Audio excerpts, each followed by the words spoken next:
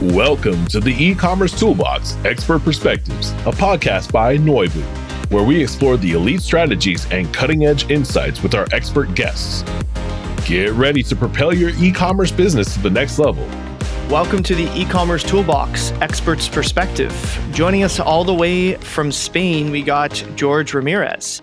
Jorge recently headed up e-com and digital marketing at Joma Sport. Welcome, Jorge. We're super excited to have you on the podcast. Hello, how are you? Great.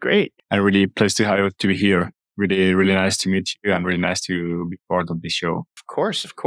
So just to start off, I always like to get to know the person I'm interviewing a bit better. Why don't you talk us through your career journey and kind of how you ended up heading up e-com and digital marketing for a company like Joma? Sure. I started working in Decathlon. I don't know if you know this brand. It's a sports good brand and it's a French brand. And I started working as a sales assistant. And it was really different from the job I'm currently doing. But it gave me a lot of experience and really me how to understand retail. And it was really nice. I spent there like 10 years. The first 3 of them were in the store, working as I told you, as sales assistant and also store director. And then I switched and I started my career as in the digital world, in the e-commerce of Decathlon.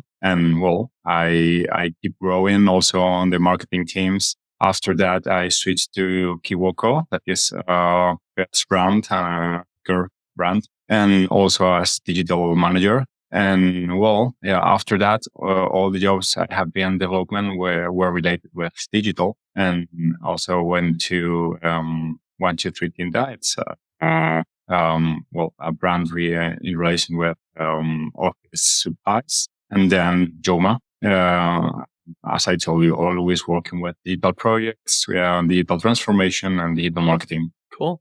Just out of curiosity, more than anything, is there anything that you remember from being in the store that kind of helped you develop more empathy for the customers as you started to curate and build online digital experience? Like, what are kind of some of your key takeaways? Sure. My most interesting part of my experience, it's that one, the one I lived in the store, because I think it is the base of what I really actually do in the digital, because it seems that it is really different what we make in the digital world and what we live in the physical stores, but it's really connected. So all the things I developed on the stores, I try to make like a comparison and also apply it on digital, because normally always has sense. So yes, I'm really grateful for working on physical stores and learning a lot from the customers. So yeah, I think it's every people working on retail, any kind of retail, e-retail or physical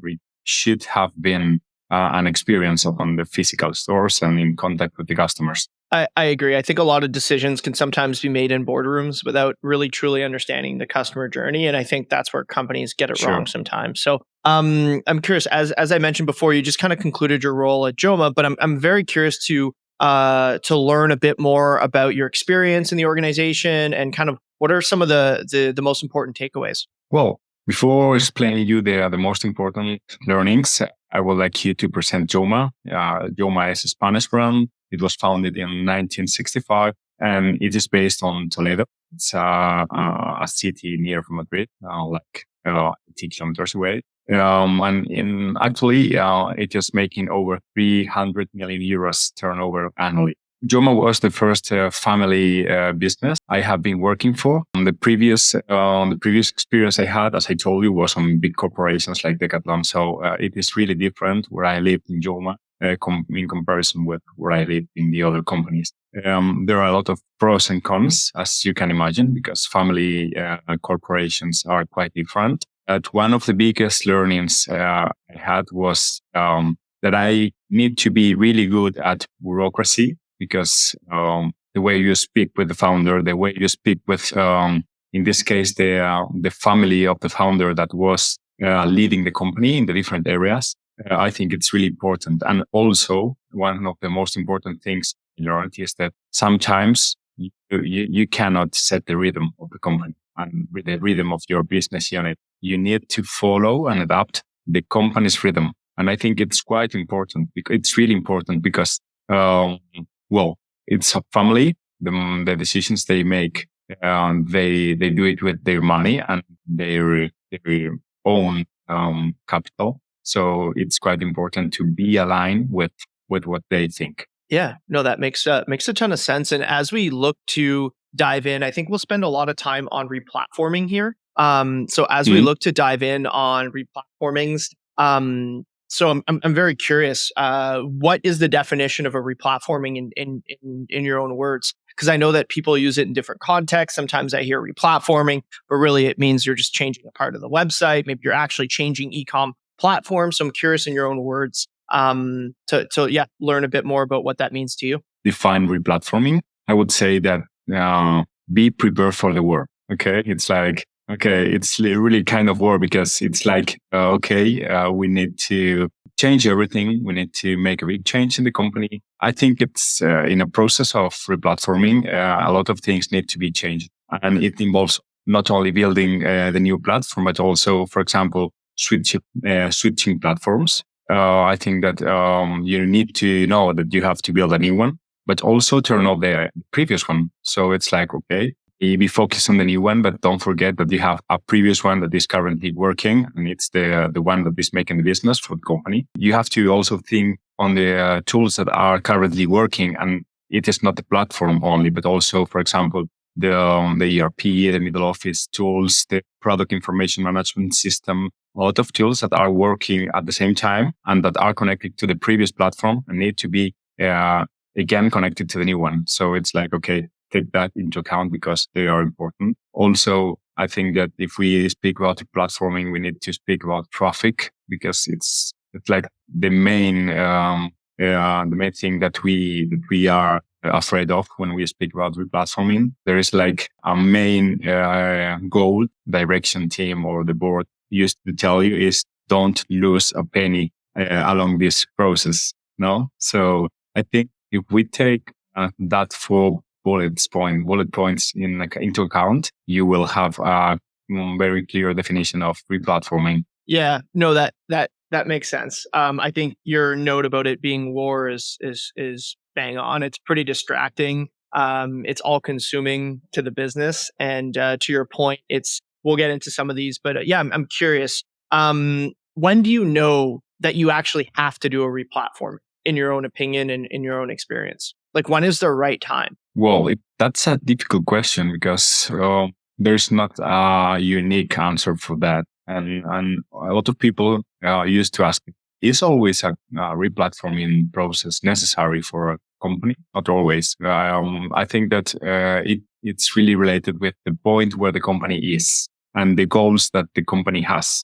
Okay, because sometimes we think that a replatform could be the way to solve all the problems in a company.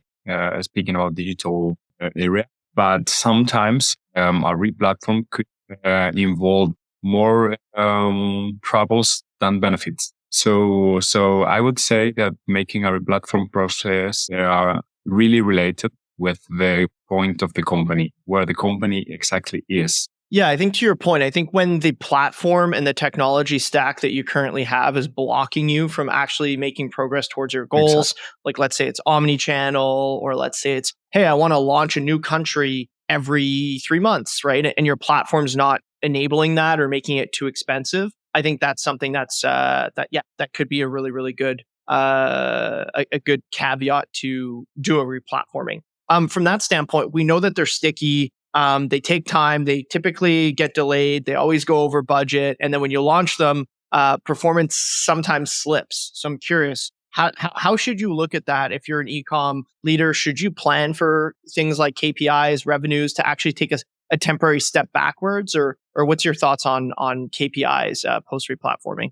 I really think that KPIs are crucial for making a replatform.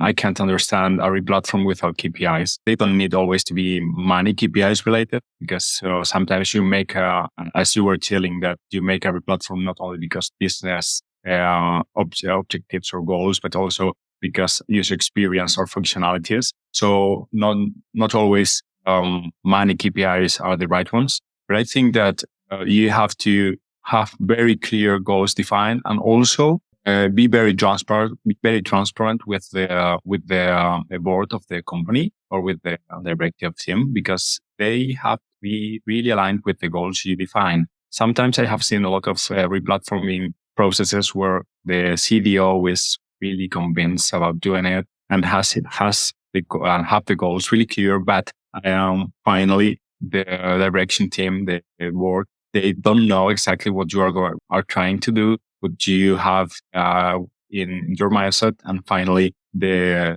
replatform has different results from the board expectations. So I think that KPIs are crucial, and having the KPIs really clear and being transparent with board also. So question is a big yes. KPIs not always related with money, but always clear and shared. I think to your point as well, like especially when it's going to unblock something that's very important to the business, like launching in new countries quicker or developing a true omni-channel or doing personalization at scale. I think as soon as you launch it, to your point, especially because a lot of platforms get integrated into legacy ERPs or things like that, it's always going to be a bit messy and performance could take a hit. Your traffic could decrease. You could be directing people to 404s and broken pages, and AdSense could take a hit. So I think there's a lot of kind of complexities that come out of the backside of that. But obviously, a large part of your journey has been optimizing the customer experience. What are kind of some of the things that have you excited around basically the new tools and things that are coming to market, or how the platforms are evolving around customer experience and how you can kind of drive a better one? When I was thinking about replatforming in general, I was thinking that making a replatforming, as I was telling you, is not only about money and growing in monies, but also improving the user experience. When you choose, for example, one platform, I would not only think in if it is scalable, like it allows you to grow, but also which kind of user experience offers to your customers, and how that company is building the platform is thinking of the user experience. And I'm also thinking of functionalities such as omni-channel functionalities. How can you connect your business with them? CRM functionalities, customer service functionalities. So yes, I think that user experience is crucial when you choose a platform.